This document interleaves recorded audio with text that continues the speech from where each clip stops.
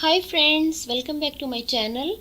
Today I am sharing a most effective oil mix for muscles pain.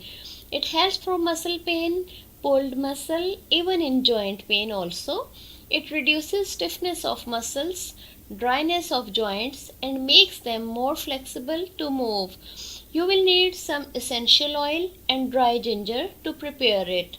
Take olive oil, sesame seed oil, clove oil, carom seed oil and pumpkin seed oil in equal quantity, 100 grams of each. Mix all the ingredients in a pan, add ginger powder in it, put it on stove on low flame.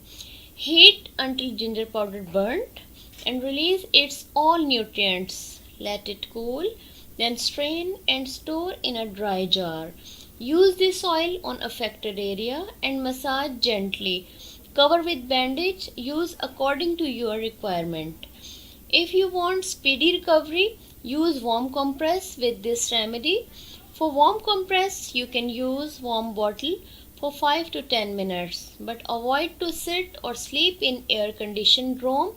I hope this remedy worked for you. Please do try. Thanks for watching.